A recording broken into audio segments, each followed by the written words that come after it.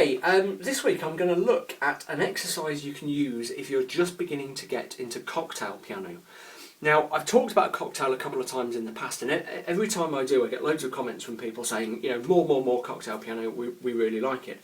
Which is cool, because I really like cocktail piano as well. Some people are a bit sniffy about it, a bit down about it, you know, they call it elevator music and Muzak and all the rest. But it's a really fun style to play, and it's really kind of forgiving. And it's actually quite a good way of getting into slightly more challenging styles like jazz. Okay. So if you're not sure what cocktail is, then you should look at the earlier videos I've done, because I kind of talk about it there, and I don't want to repeat myself, so I'll include some links. In this video today, I'm going to look at an exercise that helps to develop two really basic skills for cocktail piano. The first one of those is getting confident with using a very large area in the right hand sort of region of the piano. Yeah, that's because cocktail does a lot of jumping and running and that kind of thing, and you're often using very high notes and very low notes at the same time. So it's really important that you've got a good confident command of the whole of this stretch of the piano. Yeah. The other thing the exercise helps you do is develop your confidence with extended chords, particularly sevenths and ninths, which give cocktail its very distinctive sound. Yeah. Okay, the foundation of the exercise is very simple. It's a really straightforward chord sequence, which I've used before. It's just 4 chords: C, A minor, F, and F over G.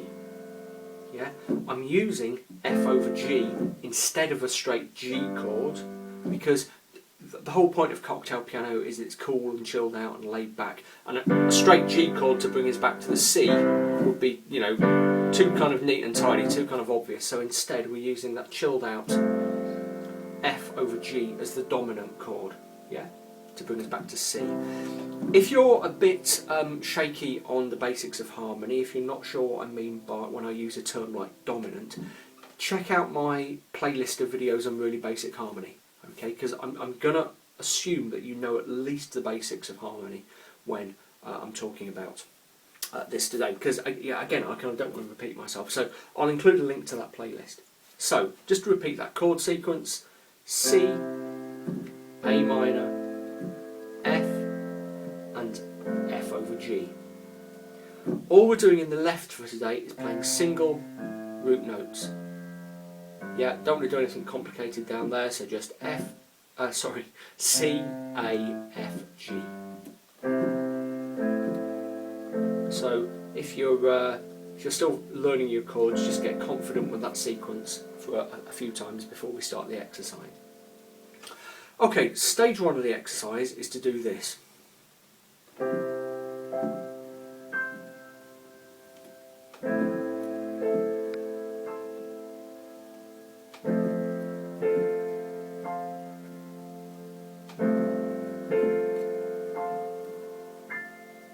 Okay, I'll do that again.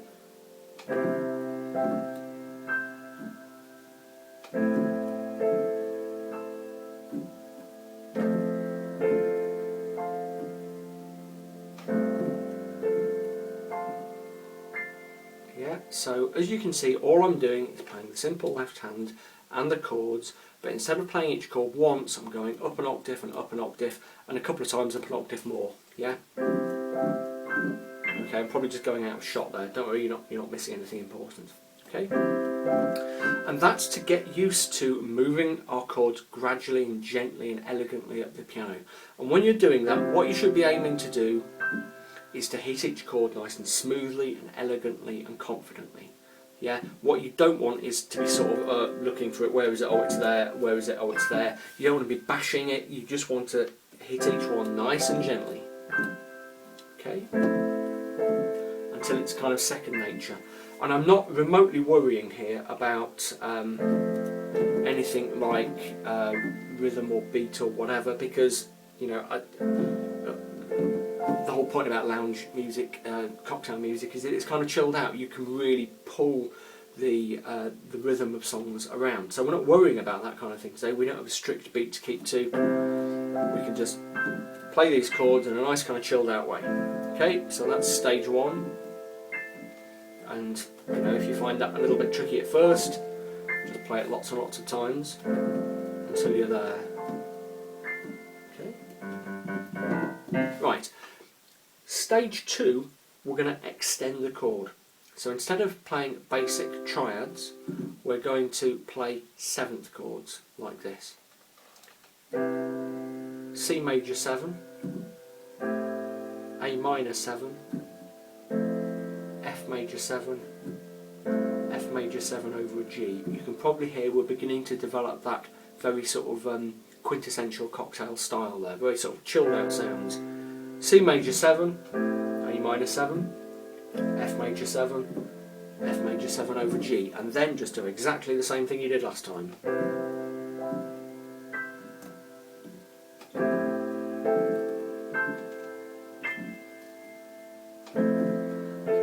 Focus on getting a very kind of elegant, smooth sound. Okay, so when you're hitting the chords, they should be, you know, each note equal, you know, confident without being bashy or harsh, and just, you know, a nice rich sound.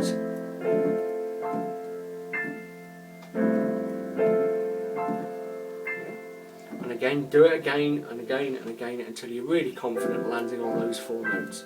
Okay, so that's stage 2. Stage 3, we're going to extend the chords again, this time to 9ths. So that was C major 7, that's C major 9. Yeah? A minor 9 rather, F major 9, and then we do the F major 9 over G. If 7th and 9th and all that kind of thing are really new to you and you just find you're copying me rather than working them out from scratch, I have videos on 7th and 9th chords. Dig back in my timeline, they're some of the very earliest videos I made. There are kind of too many to link here, but if you go right the way back in my YouTube listing, you will find 7ths and 9ths and things explained. They're also explained in my book, which I'll talk about at the end of the video, as usual. Okay, so the tricky thing about 9ths played in those configurations is it's difficult to play one with one hand. Yeah. So what we do is knock off the bottom note, because we're already playing that in the bass. You know, we don't need to worry. In C major 9, we've already got one C going and down here, so we can just play those notes, and we've still got the 9th chord. Yeah. So C major 9, A minor 9, F major 9, F major 9 over G, and just do exactly the same thing. You can really hear that rich cocktail kind of sound now.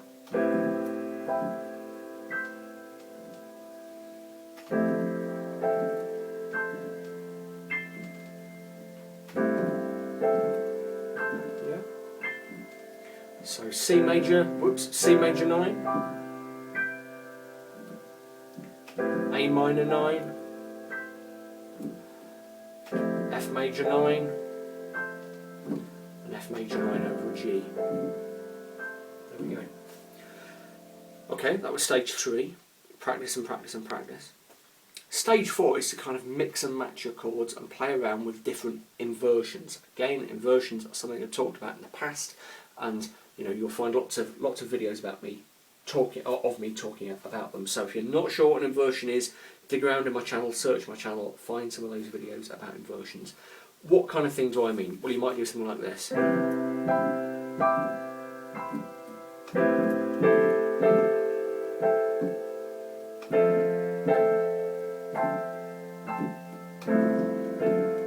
Yeah, and just play around and play in different configurations.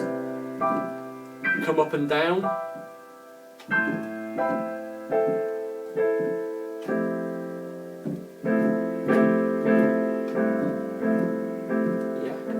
Generally sort of muck around. If you're getting really adventurous, you can begin to arpeggiate the chords.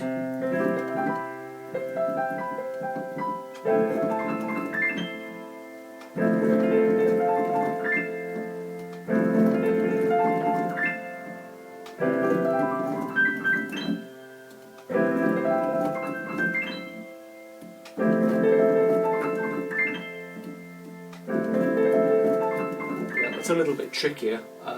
But you know, if you are more confident on the piano, you can try doing that. What I'm doing there when I'm arpeggiating, I'm not going all the way up because all in one go, because that's difficult. I'm playing each inversion twice, or 3 times sometime. Yeah, sometimes. Okay, so there we are. Very final stage. Do it in different keys. Work out the sequence in different keys. Say an E flat.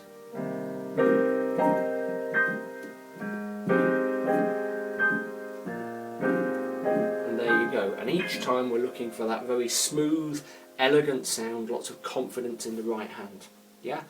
And if you get that all that stuff going well, you'll find that when you begin to work out individual songs, your hands begin to kind of do it naturally. You know, a lot of cocktail piano is just about playing chords up and down the piano in different inversions to support whatever melody you happen to be playing, if you're playing one. Yeah, if you develop this kind of skill for playing chords up and down a lot in different inversions, all you really need is a chord sequence, and you can play pretty convincing sounding cocktail piano. Yeah. When I was a student, I used to play loads and loads and loads of weddings. And half the time I wasn't even playing a real song. I just, you know, just mess about with a particular chord sequence, and you know, it was cool. It's really easy and it's really forgiving if you make a mistake. But it's not really easy. It takes a little bit of mastery. But once you're good at it, you can get away with all kinds of horrific mess ups, just because it's such a kind of cool, chilled out way of playing. Okay, there we go. Lots of people keep asking me if I'll write about cocktail piano, and I will do one day. There will one day be hopefully a cocktail piano ebook, probably quite a short one, but I've got so many projects on the go at the moment, it's not going to be for a little while. I would hope later this year I will get that done. While I'm on the subject of books, I should just mention the one I've already got out, How to Really Play the Piano, the stuff your teacher never taught you. If you're unsure about, whoops, just unstick pages there, this is quite an old copy. If you're unsure about stuff like chords and how they work, you'll find them, the whole first part of the book goes into explaining chords and you know, how to stick them together, which is, you know, classically the stuff that if you have had classical piano lessons you won't have had explained to you, because you know, it generally comes much later on. But you know, if you're going to become a decent pop or cocktail or jazz piano player, you have to understand how chords work. So there we go. As usual, any questions or comments or suggestions, stick them in the comment thread. I've got a huge backlog of comments to get through at the moment. If you've left one and haven't replied, I'm sorry. I will do soon. I'm about to go on holiday for a few days, middle of this week. So if you email me and I don't get a reply for a while, that's why. Apologies. I will get back to you soon. Okay, so hopefully that was useful, and I will see you next week.